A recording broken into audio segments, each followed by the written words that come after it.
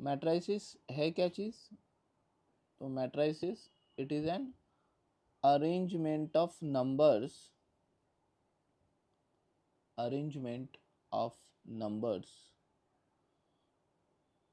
in rows and columns.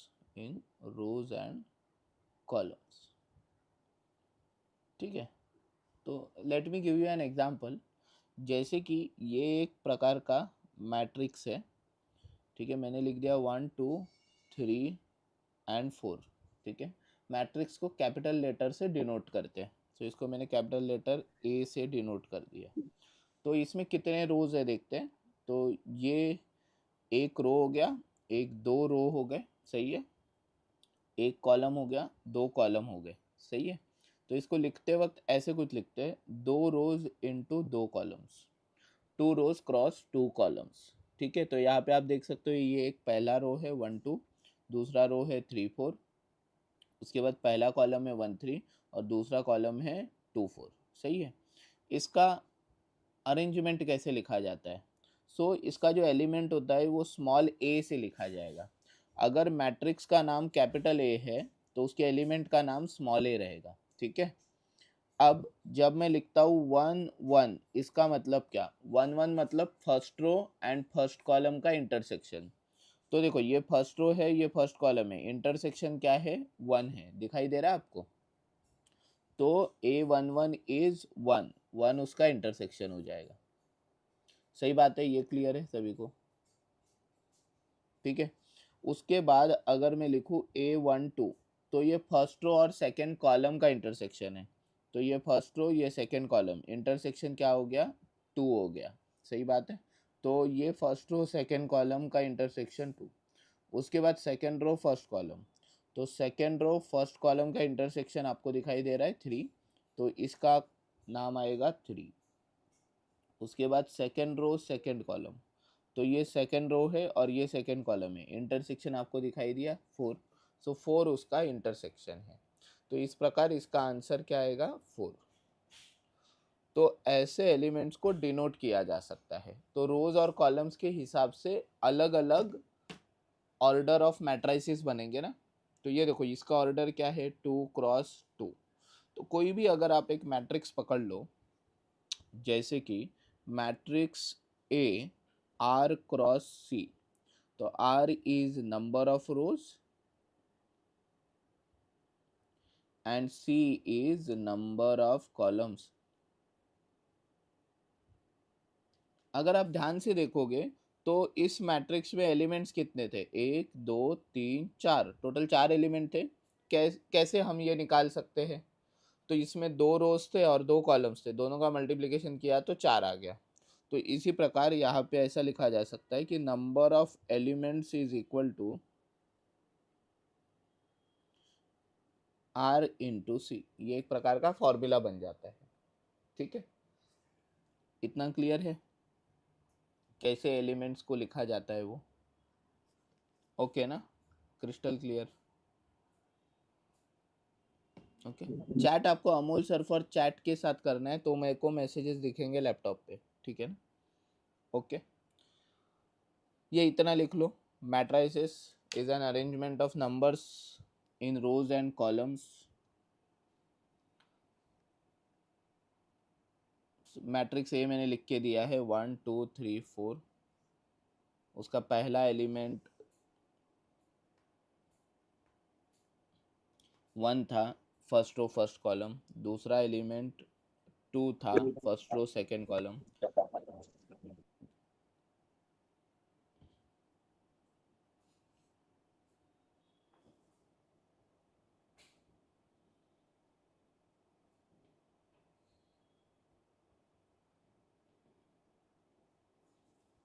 सभी को मेरा वीडियो भी दिख रहा है ना?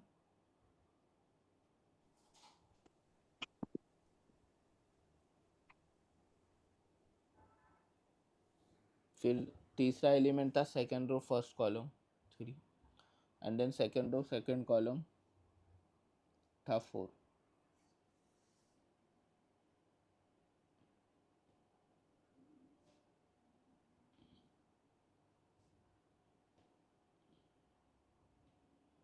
ओके, ये हो गया लिख के, आगे बढ़े। ये लिख लेना, ए आर क्रॉस सी में आर अगर नंबर ऑफ रोज है और सी अगर नंबर ऑफ कॉलम्स है तो नंबर ऑफ एलिमेंट्स हो जाएगा आर क्रॉस सी।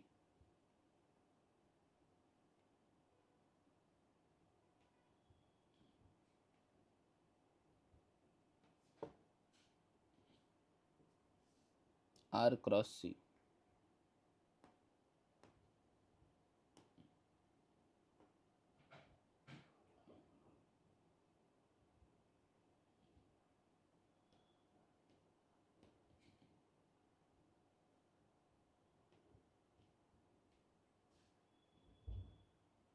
डन। चलो मैं आपको एक काम देता हूँ, कंस्ट्रक्ट, एक क्वेश्चन है, construct the following matrix, construct the following matrix, 2x2 matrix, ठीक है। और मैट्रिक्स का एलिमेंट्स है A I J is equal to I plus J the whole square by 3। एक मैं करके देता हूँ, दूसरा आप कर लेना, ठीक है। तो अगर 2x2 मैट्रिक्स है तो ज़्यादा से ज़्यादा रोज कितने रहेंगे, 1 और 2, और कॉलम्स कितने रहेंगे, वो भी 1 और 2 रहेंगे। तो पहला एलिमेंट आएगा A11, वो हो जाएगा 1+1 द होल स्क्वायर बाय 3। तो ये हो जाएगा 2 का स्क्वायर बाय 3, 4/3 आ गया, ओके। उसके बाद A12 आएगा, A12 कैसा होगा, 1+2 द होल स्क्वायर बाय 3, ये हो जाएगा 9/3, 9/3 यानी 3, ठीक है। उसके बाद यहाँ पे लिख देता हूँ A21, A21 भी कितना आएगा, 2+1 द होल स्क्वायर, 9/3, 3 आएगा। उसके बाद आएगा A22, 2+2 द होल स्क्वायर, 16/3, 16/3। और इस प्रकार जब आप ए लिखोगे तो कैसे लिखोगे, A11, A12, A21, A22, और वह ऐसे लिखा जाएगा कुछ 4/3, दूसरा एलिमेंट है 3, तीसरा एलिमेंट है 3, और लास्ट वाला एलिमेंट है 16/3। क्लियर है, सभी को क्लियर है, ओके ना, लिख लो।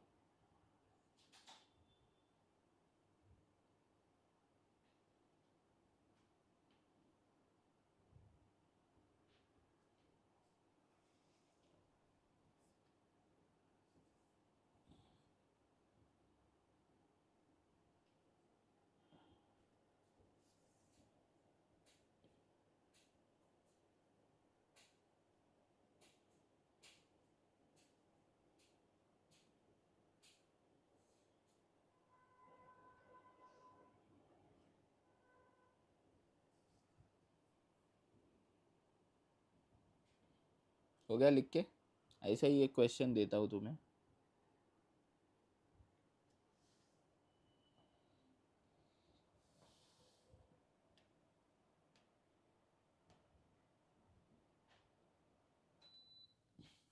Done.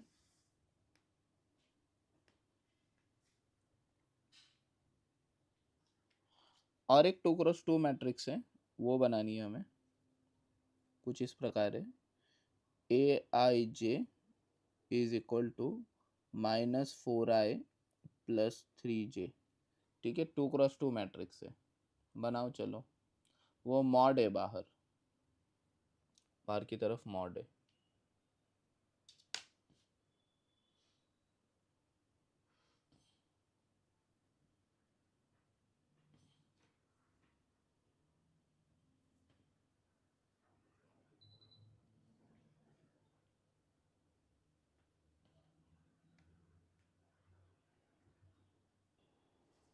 Let's have a look. तो यहाँ पे A11 क्या आएगा, -4 + 3, 1। A12 क्या आएगा, -4 + 6, 2। A21 क्या आएगा, -8 + 3, 5। 1 सेकेंड। हाँ, सो A22 हो गया। अभी आप मैट्रिक्स बना लो,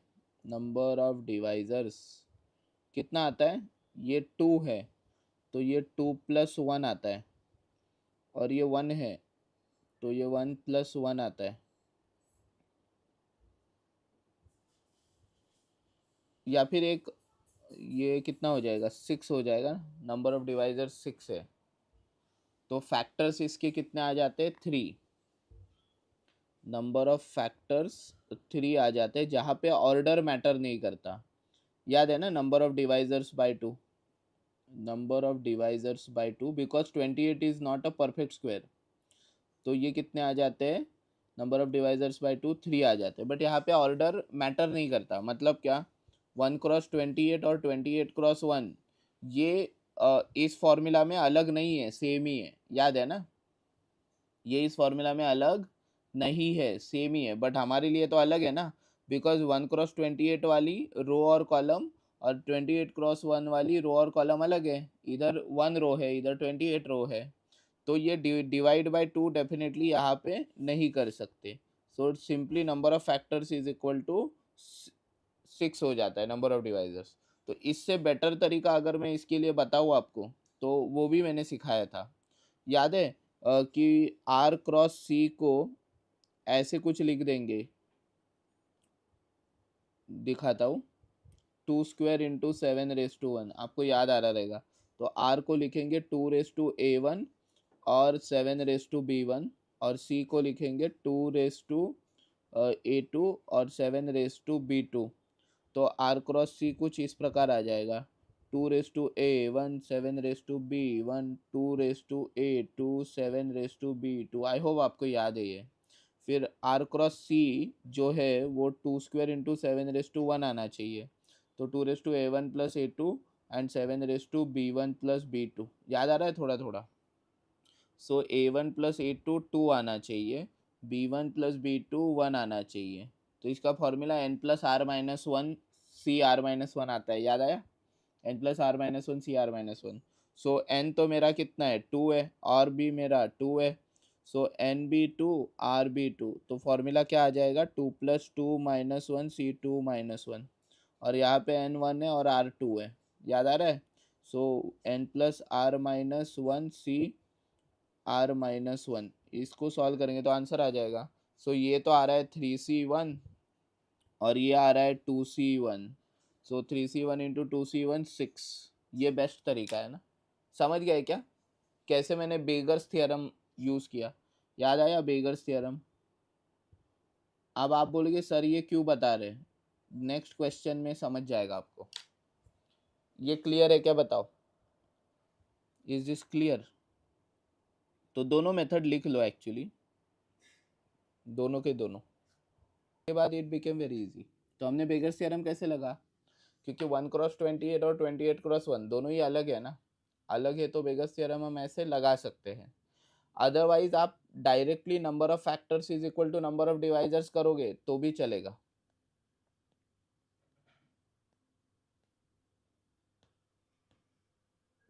ठीक है ना?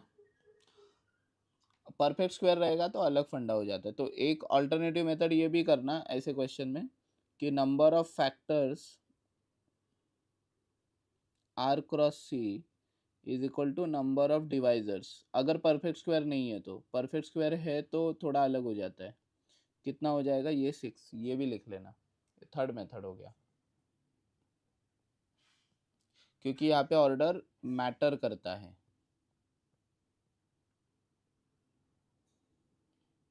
ठीक है,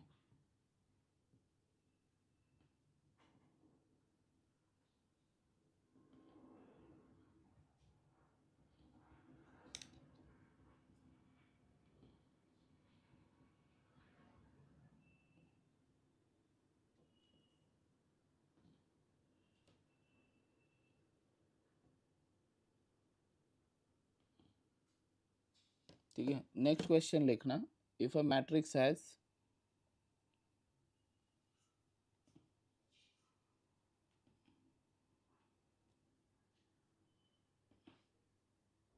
तो आप directly number of factors is equal to number of divisors कर सकते हो, लॉन्ग बेगर थ्योरम भी लगाने की जरूरत नहीं है। नॉट अ परफेक्ट स्क्वायर है तो if a matrix has 252 elements then how many different ordered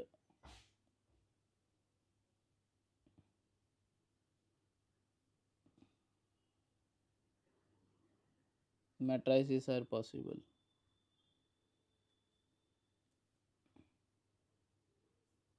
ये करो।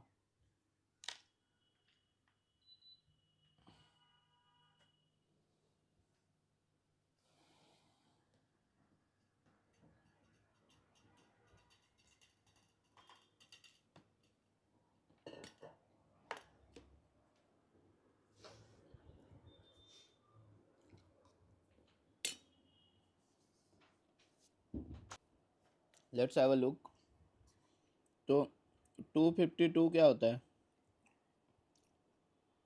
36 गुना 7 बराबर, या फिर डायरेक्टली नहीं आता तो 2 गुना कितना आएगा 126। तो 2 गुना 63 बराबर, 2 गुना 9 गुना 7। तो 2 गुना 3 गुना यस, कुणाल ने भी आंसर दिया। 2 स्क्वायर 3 स्क्वायर 7 रेस टू 1 252। ये परफेक्ट स्क्वायर नहीं है।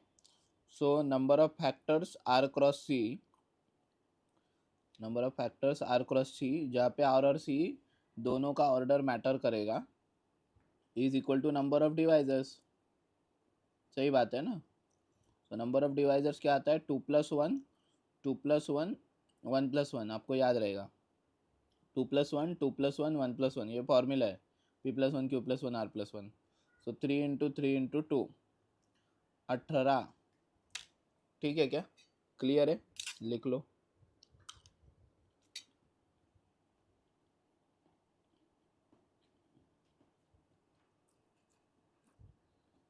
आगे बढ़ रहा हूँ।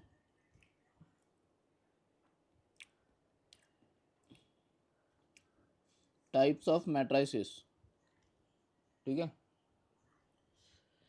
पहला है row matrix, has only one row.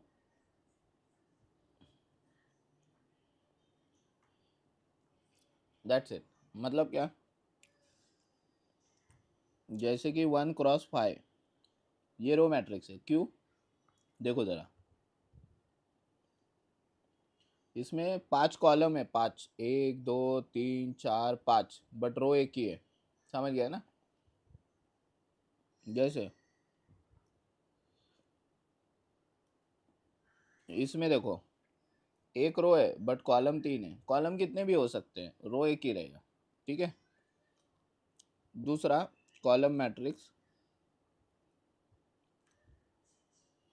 Column matrix में has only one column, one column मतलब रो कितने भी हो सकते हैं। तो जैसे कि 2×1, 3 4, आप देखोगे रो दो ने, दोनों रोज है, कॉलम एक ही है, समझ गए, ओके। फिर आता है रेक्टेंगुलर मैट्रिक्स,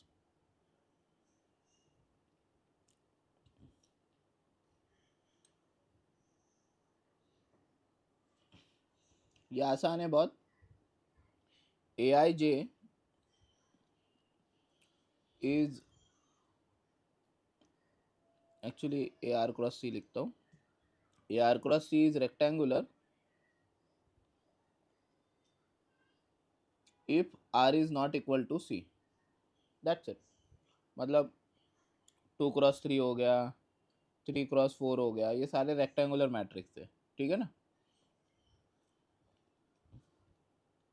चौथा square matrix, square matrix AR×C is square if R is equal to C, simple. मतलब क्या, A2×2 हो गया, A3×3 हो गया, A4×4 हो गया, ये सारे स्क्वायर मैट्रिक्स है, ओके। तो एक स्क्वायर मैट्रिक्स का एग्जांपल मैं देता हूँ, 3×3 का, 1 2 0 3 4 -2 4 6 1, ठीक है। स्क्वायर मैट्रिक्स का एक खासियत है, उसमें ना अपर ट्रायंगल एंड लोअर ट्रायंगल होता है।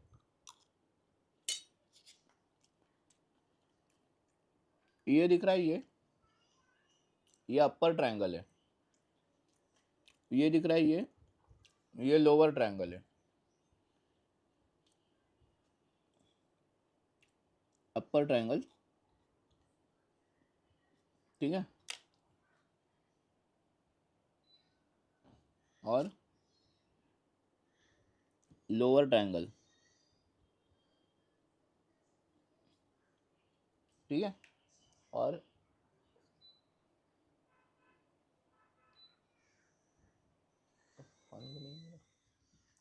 ये जो बीच से जा रहा है ना, बीच से, ये इसको कहते हैं डायगोनल या फिर प्रिंसिपल डायगोनल।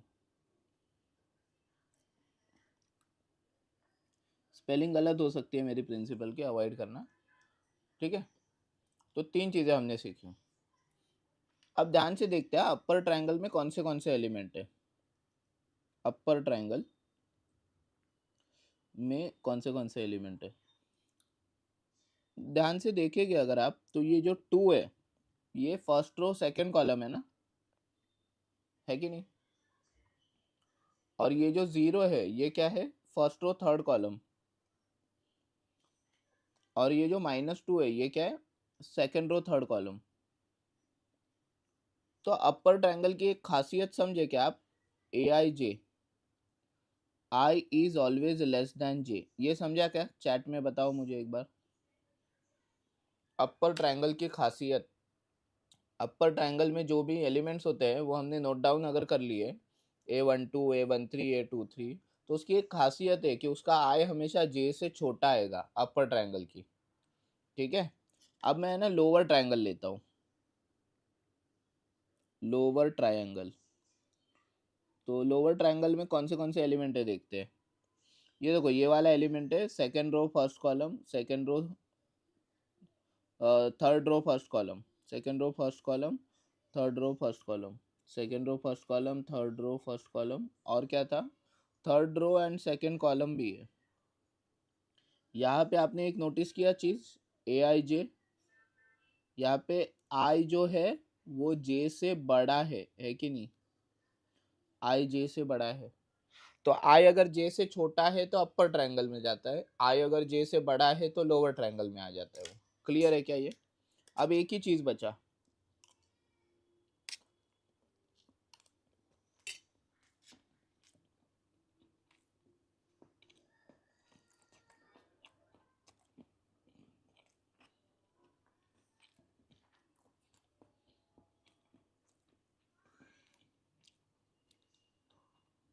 डायगोनल एलिमेंट्स 1 4 1,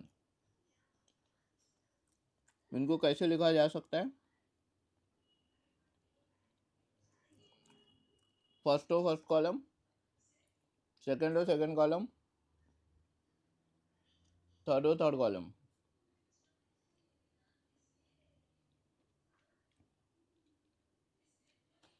तो इसका ए आई जे क्या हो जाएगा?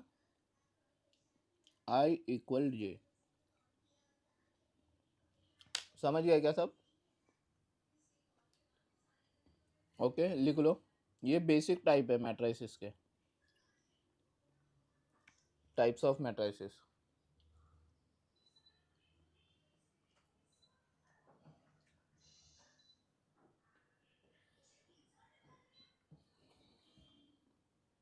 चलो आगे बढ़ते हैं। तो ये हो गया डायगोनल मैट्रिक्स। अब पांचवा, ये चौथा मैट्रिक्स हो गया था स्क्वायर, अब पांचवा is diagonal matrix, is diagonal matrix. Okay, so A is a diagonal matrix if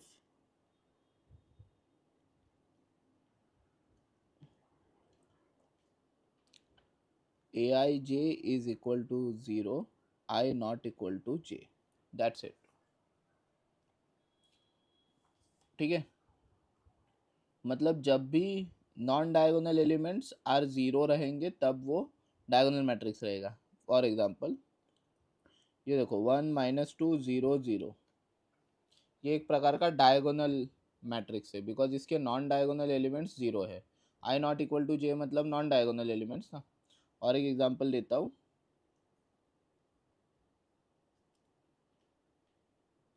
देखो अपर और लोअर ट्रायंगल जीरो होना चाहिए, बस दैट्स इट।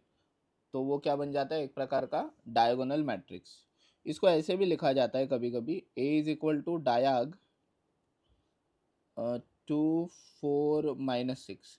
इसका मतलब क्या, ये डायगोनल दे रहा है मुझे 2 4 - 6 वाला, ये देखो 2 4 - 6 वाला डायगोनल दे रहा है और बाकी सब जीरो। समझ गए? That is how diagonal matrix is represented. ये लिख लो, डायगोनल मैट्रिक्स मतलब कोई एक मैट्रिक्स को डायगोनल मैट्रिक्स होना है तो उसके नॉन डायगोनल एलिमेंट्स जीरो होना जरूरी है। डायगोनल एलिमेंट्स कुछ भी हो सकते हैं बट नॉन डायगोनल का जीरो होना कंपलसरी है। ठीक है ना?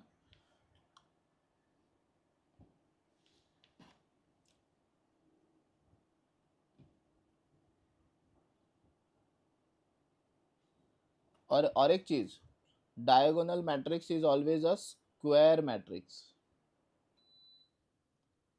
Diagonal matrix is always a square matrix, याद रखना।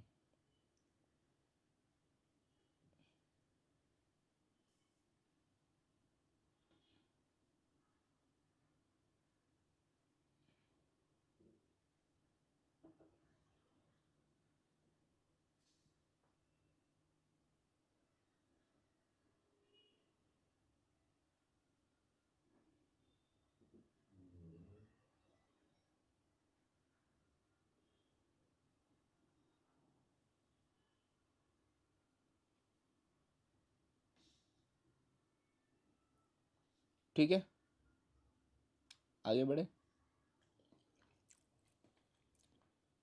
नेक्स्ट है स्केलर मैट्रिक्स। तो स्केलर मैट्रिक्स क्या होता है? It's a diagonal matrix, it's a diagonal matrix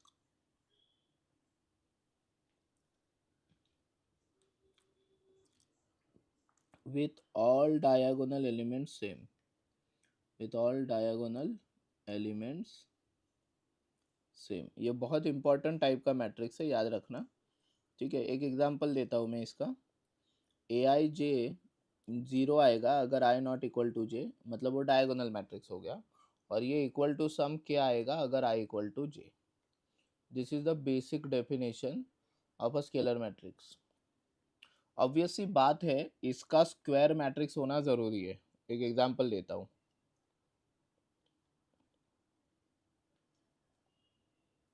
ये एक प्रकार का स्केलर मैट्रिक्स है। और एक एग्जांपल देता हूँ।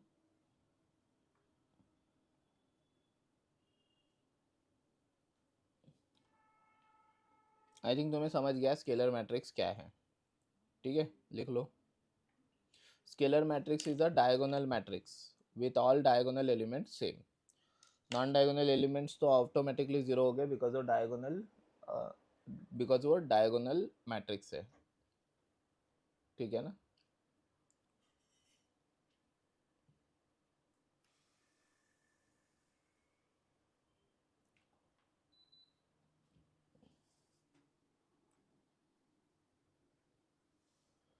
टाइप्स वाला पार्ट थोड़ा बोरिंग है, शुरुआत मैट्रिक्स का बोरिंग है, बेसिक बहुत इजी है ना, इसलिए। इसके बाद एक इंटरेस्टिंग चीज़ आता है, उसका नाम है यूनिट और आइडेंटिटी मैट्रिक्स। यूनिट और आइडेंटिटी मैट्रिक्स लिख रहा हूँ यहाँ पे।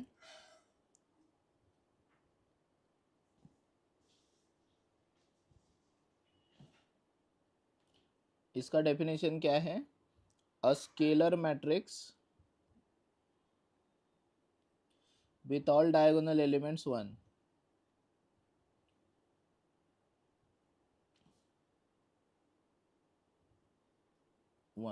सो बेसिकली सारे के सारे जो है ना, जितने भी एलिमेंट्स नॉन डायगोनल वो ज़ीरो रहेंगे, और डायगोनल एलिमेंट्स जो है वो 1 रहेंगे।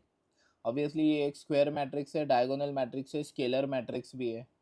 तो ये कुछ इस प्रकार दिखेगा, 1 1 0 0, ये देखो। या फिर कुछ इस प्रकार दिखेगा, 1 0 0 0 1 0 0 0 1। इसको I2 कहते हैं, आइडेंटिटी मैट्रिक्स ऑफ 2 ऑर्डर। और इसको I3 कहते हैं, आइडेंटिटी मैट्रिक्स ऑफ 3 ऑर्डर। ठीक है, ये एक इंपॉर्टेंट मैट्रिक्स है, लिख लो।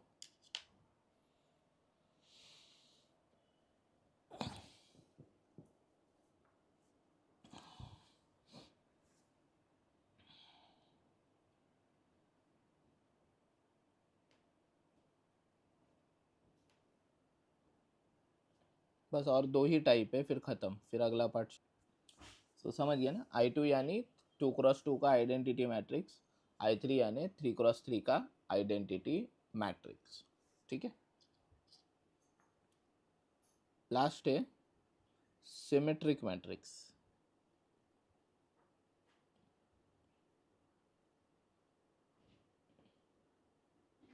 लास्ट वाला देखते हैं, सिमेट्रिक मैट्रिक्स, 8वां। Symmetric matrix,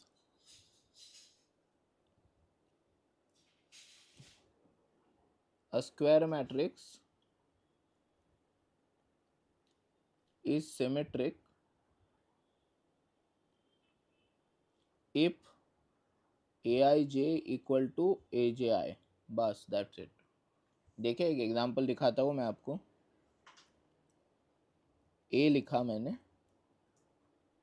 1 2 1 2 3। ठीक है, अब इसका A11 क्या है 1, और तो वो तो खुद ही रहेगा पलटी किया तो भी। A12 क्या है 2, A21 क्या है 2, और A22 क्या है 3।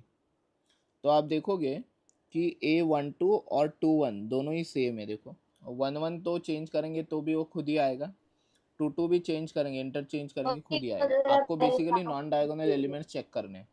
1 2 भी 2 है और 2 1 भी 2 है, so therefore it is symmetric. बराबर ना, क्योंकि A12 इक्वल टू A21 आ गया।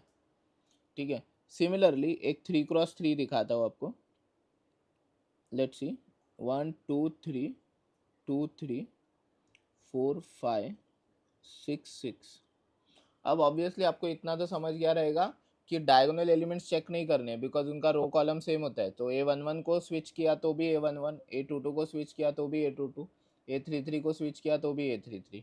हमें नॉन डायगोनल एलिमेंट्स चेक करने हैं। सो मैं अगर A12 लिखता हूँ, A12, तो आप देखोगे फर्स्ट रो और सेकेंड कॉलम का इंटरसेक्शन 2 है, दिखा, तो वो 2 है। और ये 2 1 अगर देखा सेकेंड रो फर्स्ट कॉलम, तो वो भी 2 है। तो ये देखो, ये सेम आ गए दोनों, तो AIJ इक्वल टू AJI आ गया। फिर 1 रो एंड थर्ड कॉलम, ये देखो फर्स्ट रो थर्ड कॉलम 3 है। अभी इसको स्विच कर दो थर्ड रो फर्स्ट कॉलम, तो थर्ड रो फर्स्ट कॉलम भी आपको 3 ही दिखाई दे रहा है, तो ये भी सेम आ गया, AIJ इक्वल टू AJI। उसके बाद थर्ड रो सेकेंड कॉलम देखो आप, थर्ड रो सेकेंड कॉलम तो 6 है, और इसको स्विच करेंगे सेकेंड रो थर्ड कॉलम को, तो वो भी 6 है। इसका मतलब नॉन डायगोनल एलिमेंट्स इस प्रकार अरेंज किए गए हैं कि AIJ और AJI सेम आ जाए। तो A12 equal to A21, A13 equal to A31, A32 equal to A23। therefore A is symmetric matrix।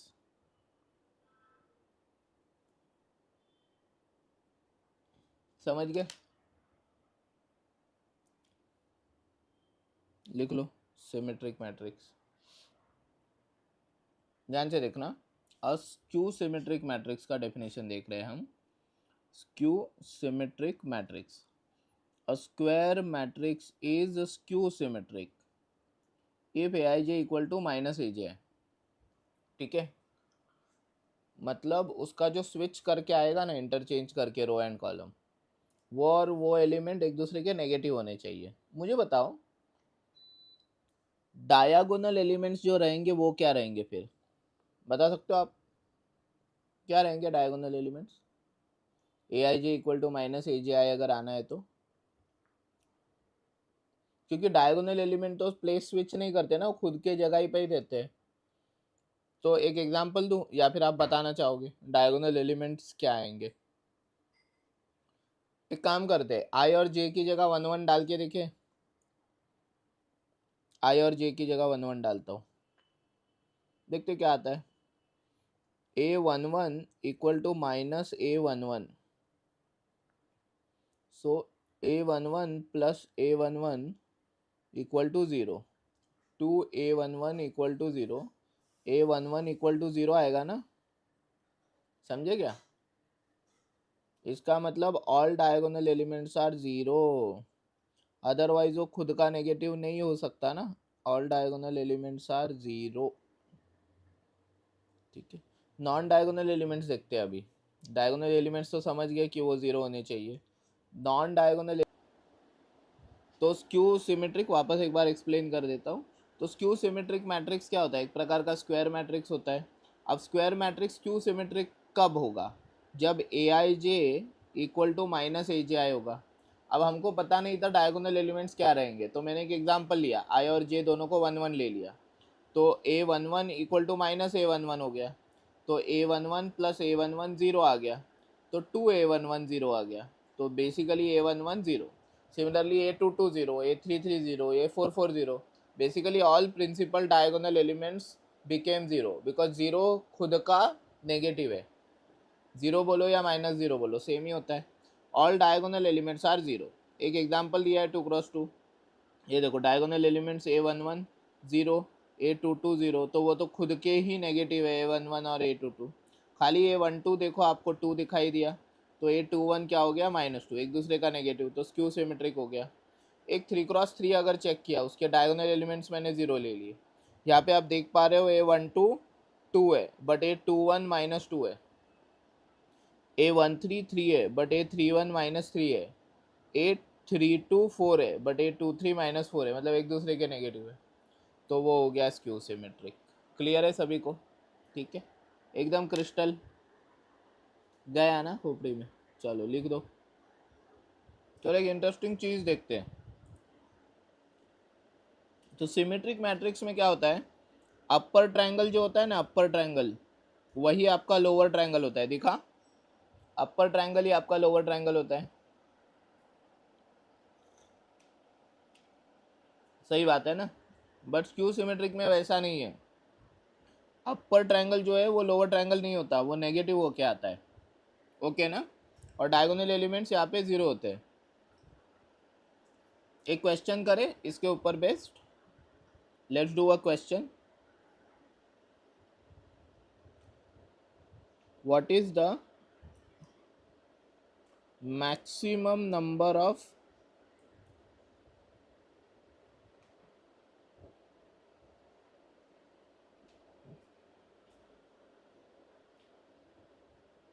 different elements required to form a symmetric matrix of order 14। ठीक है, मस्त क्वेश्चन है। कितने different elements चाहिए maximum कि एक symmetric matrix बने जिसका ऑर्डर 14 हो। 14। Okay, what is the maximum number of different elements required to form a symmetric matrix of order 14? मस्त क्वेश्चन है, 2 मिनट का समय है। ऑर्डर मतलब समझे ना, एक सिमेट्रिक मैट्रिक्स को स्क्वायर होना ज़रूरी है। स्क्वायर होना ज़रूरी है मतलब उसके रो भी 14 रहेंगे, कॉलम भी 14 रहेंगे। नक्षत्रा ने आंसर दिया है, नंबर ऑफ रोज भी 14, कॉलम भी 14।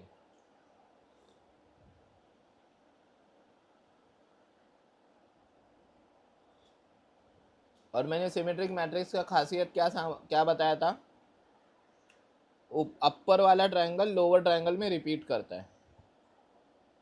सिद्धार्थ ने आंसर दिया है, नक्षत्रा ने आंसर दिया है।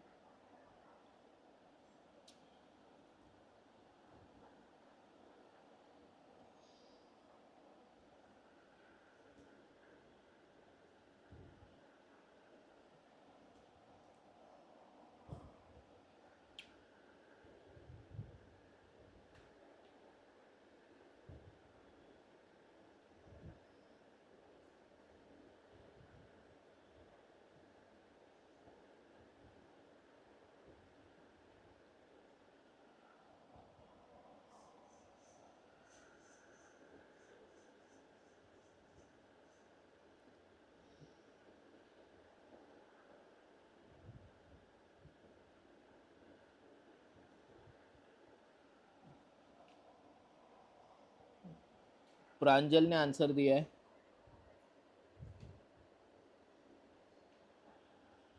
हर एक का आंसर अलग अलग है।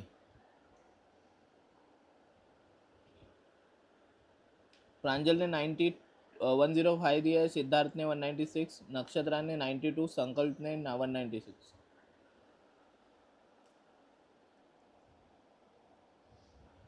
देखते कैसे दिखेगा।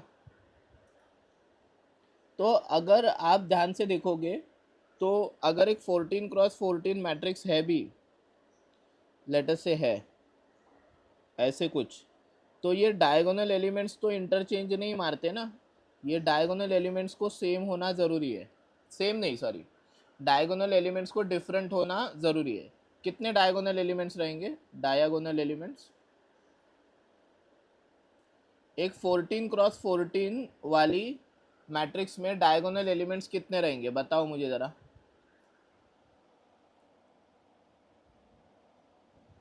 कितने रहेंगे 14x14 वाली मैट्रिक्स में? 14 रहेंगे। Correct, correct. और ये वाला जो पार्ट है ये अपर ट्रायंगुलर है और ये वाला जो है वो लोअर ट्रायंगुलर है। करेक्ट।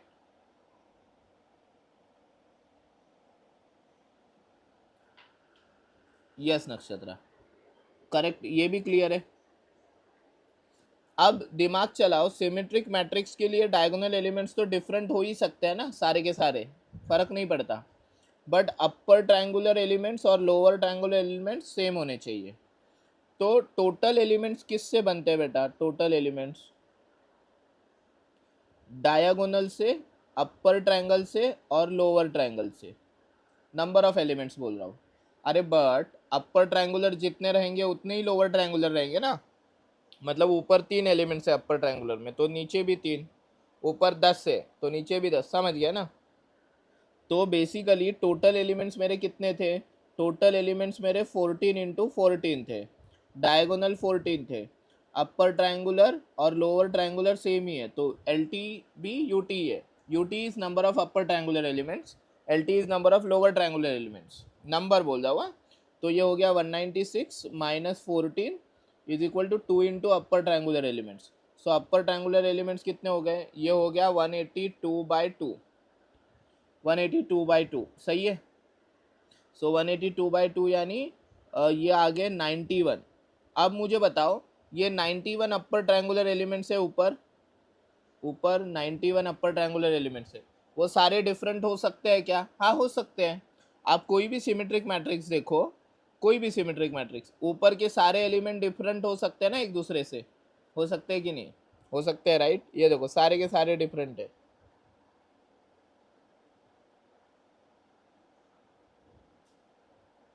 बराबर। तो 91 अपर triangular elements can be different. 91 upper triangular elements can be different from each other. Maximum पूछा था ना हमें, can be different from each other. But lower triangular elements क्या रहेंगे? जो ऊपर है वही कॉपी करने पड़ेंगे। तो लोअर ट्रायंगुलर एलिमेंट्स में नए एलिमेंट्स नहीं आएंगे, ये समझ रहे हो? लोअर ट्रायंगुलर एलिमेंट्स में सेम ही एलिमेंट्स रिपीट करेंगे, बराबर। तो टोटल एलिमेंट्स कितने हो गए? टोटल डिफरेंट एलिमेंट्स, एक तो 91 अपर ट्रायंगुलर एलिमेंट्स जो ऊपर की तरफ रहेंगे, यहाँ की तरफ, और वही एलिमेंट्स रिपीट करेंगे लोअर ट्रायंगल में। तो नए नहीं है, वो ऊपर वाले ही है। और ये 14 भी डिफरेंट हो सकते हैं ना, बिकॉज मुझे मैक्सिमम पूछा था, देखो मैक्सिमम नंबर ऑफ एलिमेंट्स। तो वो 14 डायगोनल एलिमेंट्स भी डिफरेंट हो सकते हैं। सो 91 और 14 जब मिक्स होगा तो आंसर आएगा 105, which is the correct answer. समझ गए? उन्होंने पूछा, देखो क्या था, maximum number of different elements required to form a symmetric matrix of order 14। So it was natural कि सारे डायगोनल में डिफरेंट ले सकता हूँ, सारे अपर ट्रायंगुलर भी डिफरेंट डिफरेंट ले सकता हूँ। बट जो अपर ट्रायंगुलर आएंगे वही नीचे कॉपी करने पड़ेंगे लोअर ट्रायंगुलर में, इसलिए वो डिफरेंट नहीं रहेंगे, वो ऊपर वाले ही कॉपी होंगे। तो ये 91 और ये 14 मिलके 105 is the correct answer. I hope ये क्लियर है आपको, क्रिस्टल है एकदम। बताओ एक बार चैट में।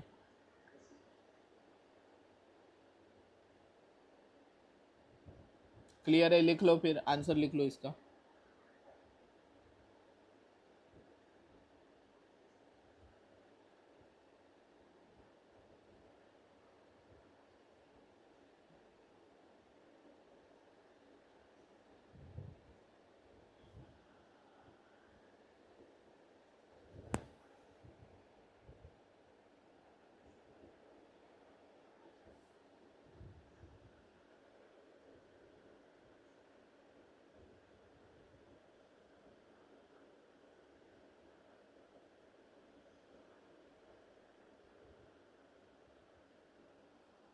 ये हो गया, अगला page.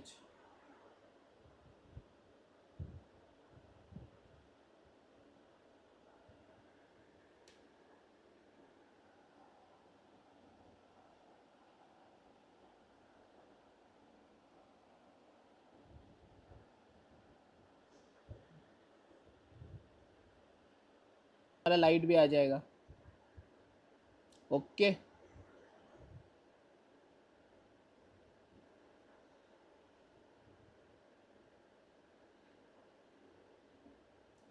Will meet after 15 minutes then।